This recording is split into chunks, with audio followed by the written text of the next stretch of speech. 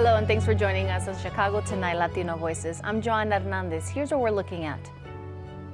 The mayor's plan to fill a nearly $1 billion budget hole gets a cold reception from altar people. How President-elect Donald Trump won over Latino men in the re-election bid. We lost this battle. The America of your dreams is calling for you to get back up. And local Congresswoman Delia Ramirez on what another Trump term could mean for Illinois residents and where Democrats go from here. And now to some of today's top stories. Police say they have a person of interest in custody in connection with the killing of 2 men at Navy Pier. It comes just hours after police released these photos of a man they say is responsible for killing 51-year-old Lamont Johnson and 47-year-old Peter Jennings. According to the Chicago Police Department, the suspected shooter entered a loading dock at Navy Pier on Tuesday afternoon and opened fire on the workers. The man then allegedly fled the area using public transportation. And the man accused of killing a Chicago police officer on the city's south side was in court today. 23-year-old Darian McMillan is facing murder charges in the death of 26-year-old officer Enrique Martinez. Police say McMillan was in the front passenger seat of the car when Martinez and his partner approached the driver's window. They say McMillan then reached underneath his seat and used a fully automatic handgun, fatally shooting the officer and the driver of the vehicle. Police say McMillan is a convicted felon, has been released on electronic monitoring. And President Joe Biden delivers remarks at the White House this morning, calling for unity and promising a peaceful transfer of power on January 20th. This was his first public appearance in Donald Trump's victory over Kamala Harris. Biden encouraged fellow Democrats not to lose hope, saying Tuesday's election demonstrated the integrity and fairness of the U.S. electoral system. I've said many times, you can't love your country only when you win. You can't love your neighbor only when you agree. Something I hope we can do, no matter who you voted for, is see each other not as adversaries, but as fellow Americans. Bring down the temperature.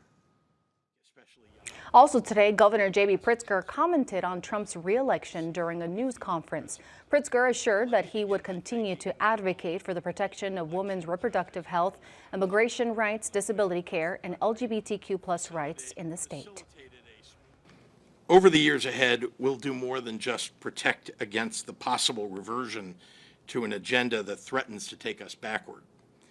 We will continue to advance a positive, productive, and inclusive agenda of our own, one that brings opportunity to Illinois. Up next, City Council members push back on the mayor's plan to fill the massive budget gap. That's right after this. Chicago Tonight, Latino Voices, is made possible in part by the support of these donors.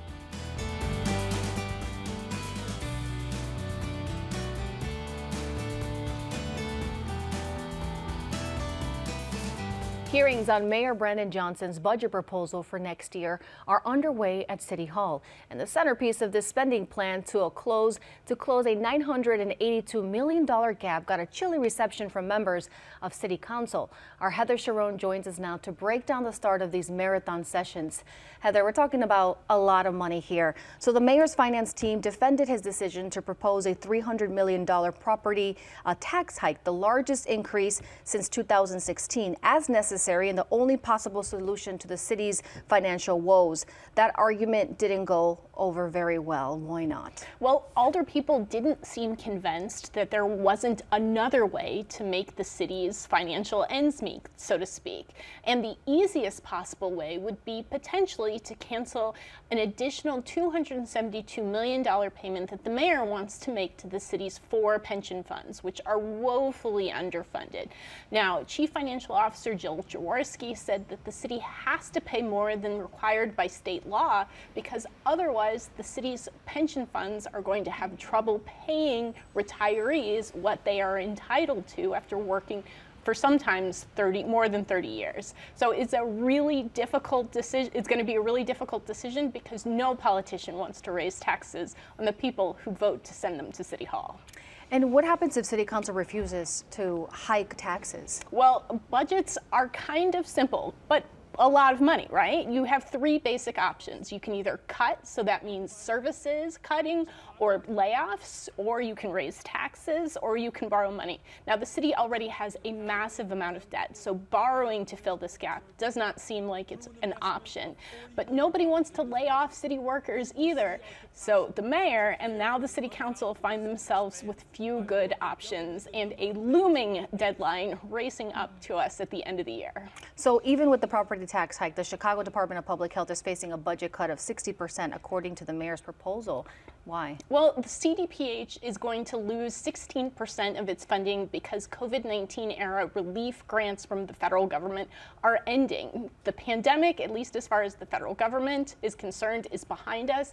And now that money that the city got to sort of respond to the crisis is going away, which means the city's budget is going to have to shrink. Well, thank you, Heather. I know you're going to stay on top of all these marathon sessions. I sure will. Thanks, Joanna. And you can read Heather's full story on our website. It's all at WTTW.com/news. And we're back with more right after this.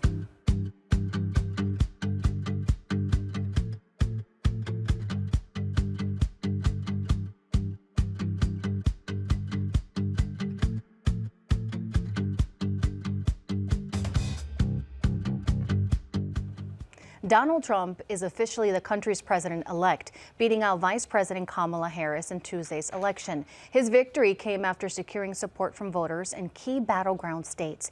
That includes winning over a number of Latino men who had historically backed the Democratic Party. And here to share their reactions are Jose Sanchez Molina, a communications and political consultant who previously served as deputy press secretary for Governor J.B. Pritzker, and Chuck Hernandez, chairman of the Chicago Republican Party and former detective of the Chicago Police Department. Thank you both for joining us. I want to start off, Jose, what was your initial reactions when Trump won the president-elect? I was pretty surprised, but I think, when I first came on, the thing I said that the biggest concern for Latinos was the cost of living and how quickly it was rising. Rent, groceries, and healthcare were at the top of the list, 1, 2, and 3 in that order.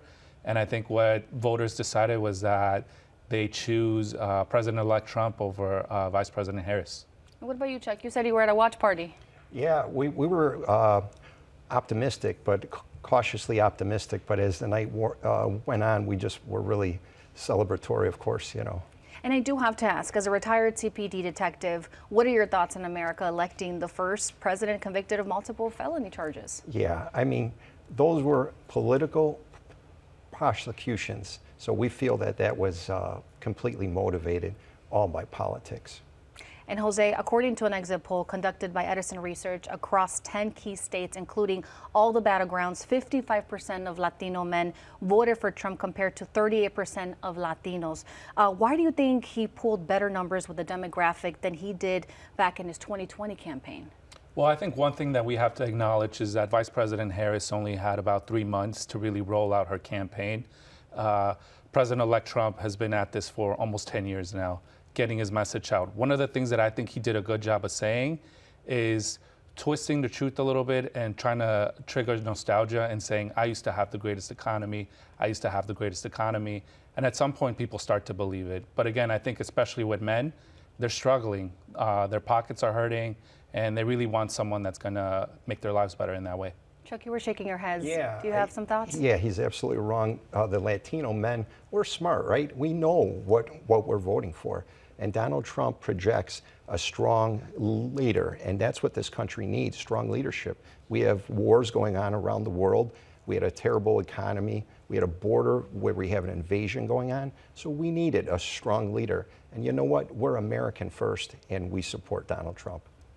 And Jose, going back to last time we spoke, you said you talked about messages about making talking about home purchases more affordable, helping entrepreneurs start small businesses, were resonating with Latino workers. But the numbers show Harris only won 52% of the Latino vote, well below the 64% Democrats have needed in the past. Again, where do you think she failed to reach them? I think the thing that she could have improved a little bit on is really separating herself from President Biden. I think this election was really a referendum on the decisions that he's made. Time and time again, the president said that the economy was really good, that things were getting better, but that's not what people felt when they would buy milk or when they were looking to purchase a vehicle or a home. And I think some of the policy proposals that Vice President Harris had would have addressed that, but at the same time didn't do a good job of completely separating herself from them. And Chuck, Trump's tax policies have a large focus on catering to corporations and the wealthy. His promise to lower corporate tax income tax to 15% from 21%. With your concerns about America's economy, how will a plan like this help lower middle-class families? This is going to really improve our economy because, you know, if you look back, he was already in office once. He has a track record. We know the years 2017, 18, 19, every demographic was increasing, wage growth. I mean, we were really, our economy was really rolling good in this country. So we expect the same. We expect really good economic growth and job increases here in America under Donald Trump. And Trump has talked about multiple times that he plans to carry one of the largest deportation operations in American history. Chuck, seeing as America relies on a low-cost workforce and immigrant workers, how will this help the U.S. maintain a sustainable economy? Yeah, well, if he does do that. Yeah, I mean, we're for immigrants, right? We love immigrants. We want immigrants, but we want them to come here the right way. We need an organized immigration system, something that works. And right now we have a broken immigration system, and we have an invasion that took place, and it's unsustainable. So we do need to deport people. That they have to come here and abide by our laws. Every nation has laws on the books, and you have to follow them. That's but just what the way about the it is. people who've been here for more than 30 years, who live here? For more than 30 years? Who've been living here in Illinois for more than 30 years. Yeah. This is where they call home. Well, I'm not sure, but the beginning with the deportations is going to start with the illegal immigrant that is a criminal. We have plenty of them here that are criminals. I worked in law enforcement for 28 years, and we have plenty that are not obeying our laws, and guess what? They so you're have saying to be, targeted? Yes. What about you? What is your response to that, Jose? I think our police do a good job of arresting criminals. So if there's any immigrants that are, committing crimes, they're arrested, jailed, and then deported. I think the way that you improve people's lives is not by conducting raids that separate families and not setting a precedent where you begin to trigger things that were happening 10, 15, 20 years ago, where police were deporting people for running over stop signs. So do you think that's going to cause different type of chaos? I think it'll cause chaos. I think it'll destabilize the economy, and I think it's not a good way to bring people up. So Chuck, you're saying that it's about going after criminals. But Yes. what about the families who are scared to face deportation or Well, families being separated? Yeah, you don't have to separate families. Whole families should self-deport. If you're here illegally, that family should self-deport. Why put your family through that? Go back to your country of origin. Apply the right way. Come here the right way. We have laws. And Jose, why do you think, again, there's a shift among the group of Latinos adapting to this idea of moving into this more anti-immigration rhetoric? I think when people are really hurting at home, and I think this is the biggest thing that was surprising for me, is that even Latino men who, have family members that are undocumented, maybe they rationalize saying, well, they're not talking about my family. But at the end of the day, when I'm trying to buy a car, it's a lot more expensive. And I think really the reality is a lot of people are feeling like the American dream is really not within their reach anymore. And out of anger, maybe they responded that way and wanna vote for President Trump because he has tapped into that anger. He has been able to say, I'm your retribution. I'm gonna make things great for you again. And they're willing to risk that. And Chuck, it's no secret that Trump's campaign has used hateful rhetoric. He's had supporters come to his rallies and refer to Puerto Rico as garbage. He himself has called immigrants animals, called Vice President Harris a DEI hire, and made baseless claims about Haitians in Ohio. Now that he's won, how should he promote unity? Yeah, How would that look like? I don't agree with a lot of what you said there. I think it's false. And see, here's the problem. The media has not learned a lesson in this. The media has been wrong for years, and they were wrong on polling, and that's why the American people are very upset. But isn't that what he said, though, right? No, so he did not say those things. And that wasn't him. That was a comedian at an event. So it did not come from Donald Trump. So you need to be honest with the American people. And that's what we're seeing right now. The American people rejected the media trying to push for Harris, and the media is the biggest loser in this whole thing because they lost credibility in this race. And how should he continue to promote unity? How would you say that would look like? He has a mandate. He won all 7 swing states. He won the popular vote. He won the Electoral College. We won back the Senate. We have a mandate. We're going to do the things that he promised to do, and we're going to bring back prosperity to America and make America great again. What is your reaction to that? I think Republicans have to deliver to make people's lives better. I think what we learned was that Latinos are not Democrat, they're not Republican, they're very independent across a lot of races where people voted for President Trump. They also did not vote for Republicans down the ticket ballot. So what that says to me is they're very much in the middle. They want elected officials to deliver on what they want, and at the end of the day, it's just making the American dream more accessible. So, you know, I want the Republicans to step up to the challenge, but I'm skeptical. Well, thank you both for your input. Thank you.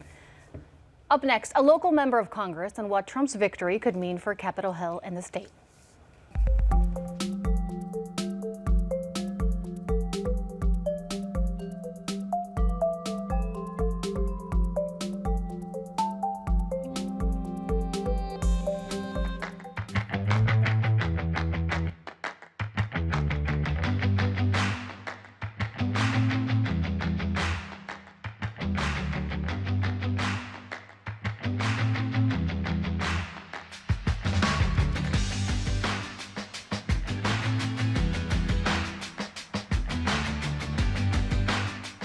Illinois was an island of blue and a sea of red, and the red wave won.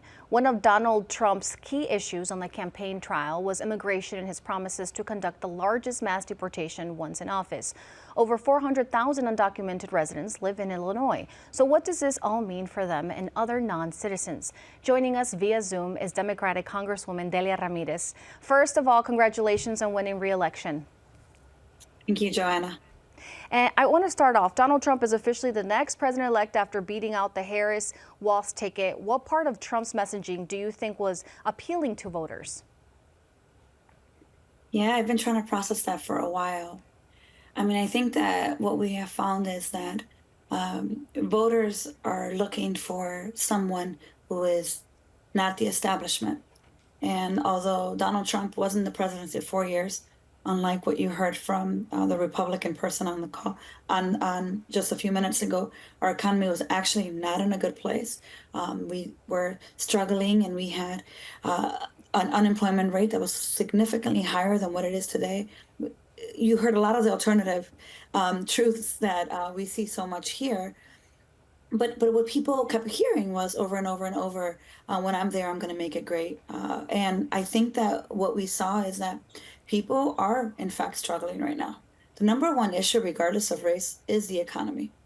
And while Democrats have passed incredibly important legislation that over the next few months, actually, funny enough, you will see the impact of a lot of these jobs, that people want jobs right now. People are struggling right now. And frankly, Kamala Harris had 3.5 months to really introduce herself, while Donald Trump has been at it saying the same things over and over for a long time. And Ramirez, why do you think, that there was that shift among Latinos? Yeah. Look, I think that Latinos are not a monolith. You heard someone just say that a few moments ago, and they're also exhausted. They are frustrated that they can't purchase a home, that they work 2 jobs. They are really upset that they can't afford health care. And you have seniors who are living off of Social Security and barely making it. People see the current government, and oftentimes they think we just need change, right? And maybe Donald Trump will bring change, because in this moment, I am really struggling. And I think that it's really important for us to understand that we as Democrats, but I think as elected officials, have to be relatable, have to first do a lot of listening, and people are hurting. People in this moment are asking themselves, how do I take care of my family? How do I afford health care? And how do I also make sure that my kids have it better than I did when I came to this country? And look, of course, we have an issue with immigration. We also didn't really demonstrate a compelling policy solution to address it. My uncle's been here for 35 years, still undocumented. And I want to talk about immigration a little bit. Let's talk about another Trump presidency will mean for dreamers. As you know, the former president already attempted to kill the DACA program, but that didn't hold up legally. Do you think he'll try to repeal it again, and maybe be successful this time? What would that mean? I know many people are concerned about that. I think many people are concerned. Of course, we're concerned that now Donald Trump is going to have all their information, right? My husband was a dreamer up until a few weeks ago when his status adjusted as a result of, marriage adjustment. But that fear is very real for people. And the reality is that Donald Trump has shown us who he is when he is in office. He has shown us what it is to have control over certain courts as he has had. And we are extremely concerned. It is why I think that in this precise moment, while Joe Biden is still president and while we still have the Senate, we have a responsibility to do everything we can in our power to extend the most protections we can against Donald Trump and his promises to harm our communities. And dreamers are right there. And here's the interesting thing. We talk a lot about the economy. Number one issue, $96.7 billion a year are generated in taxes from undocumented people. That's not even counting the dreamers who also generate billions of dollars. I mean, think about the impact it has on our taxes when 35% of that revenue generated is going to Social Security, and another portion of that is going to Medicare. The reality is that this craziness, this evilness of Donald Trump and mass deportations is going to slap him in the face when you realize it's the economic impact this will have on our entire economy and on those very many seniors who right now are depending on Social Security. And Congresswoman, what do you tell to the people who are DACA recipients and are worried? What's your message to them? I'm going to tell them that as long as I can breathe, and so many of us here in the state of Illinois, we will do everything in our power to protect them. That I am going back to D.C. next week, and I'm going to be working with my colleagues to ensure that we put pressure into our administration to issue every single potential protection for our dreamers, to ensure that these case logs that are so delayed, where people are just weeks and months waiting for an appointment to be able to get an adjustment, that we speed up that process so that people that are eligible for adjustment can get it done, because people are living in fear. And I am confident that between our governor, our mayor, and our state General Assembly, we will do everything we can to protect people here in Illinois. But we have a tough battle ahead. And I am ready to roll up my sleeves, and I'm ready to fight like hell to protect our communities. And Chicago is a sanctuary city. Can the city protect the undocumented community from the threat of mass deportations? Look, a couple of years ago, the state legislature passed a bill that prevented ICE and local police from working together for the purpose of deportations. Obviously, if there's a criminal case, that is a very different situation, right? In terms of, the challenges, and certainly what ends up happening has already been happening. But Illinois has certain provisions of protections for families that we will continue to use. Of course, it'll be very difficult under a Trump presidency, but I can tell you loud and clear that between Governor Pritzker, the mayor, and the General Assembly, we will do everything to protect our families. This whole idea of self-deport, how do you deport a child that's been here since the age of 2 and now he's 22? And we are going to protect them. We're going to do everything we can, even if that means literal protests with organizations and protecting people right in their home. And Congresswoman, you were born here in Chicago to Guatemalan immigrants. Trump has threatened to end birthright citizenship. Why do you think he's adamant about narrowing people's paths to citizenship? I think it's hypocritical when his wife was also an immigrant, right? And so his son, consequently, is the son of a Russian immigrant. So it's just really, really cynical. But here's the thing: he's going to do everything he possibly can to ensure that this country becomes a Christian nationalist country. And the fear of people that look like me, that sound like me, for him is far greater than the love for this country. And so we have to do everything we can. And hopefully the House has not been lost just yet. We still have 27 races that have not been called. We are still crossing fingers that we can get the majority in the House. But if we don't, that we do everything in our power, particularly with local legislatures, to ensure that we are protecting as much as we can. And this idea that someone who was born in this country doesn't have the right to be a U.S. citizen could not be more un-American and more hypocritical from Donald Trump. Well, thank you, Congresswoman Ramirez, for joining us. No, thank you for having me. Now, that's our show for this Thursday night. And before we leave you, we have a note of congratulations and good wishes for Mike Tom Perry. He is retiring from WTTW after 52 years with the company. Mike started here in 1973, working part-time after high school, packing boxes of pledge premiums. It was a family affair for Mike. His mother, Helen, worked here from 1967 to 1989. Mike went on to the WTTW mailroom while attending college and then worked as an engineer and technician, ultimately reaching the position of Senior Director of Broadcast and Technology. We know Mike as a smart, hardworking colleague and a kind and generous friend. He always has a warm smile. Mike, we wish you and Renee and your children and your granddaughter many years of happiness, and we miss you already. Now, from all of us here at Chicago Tonight, I'm Joanna Hernandez. Thank you for watching. Stay healthy. Good night. Buenas noches.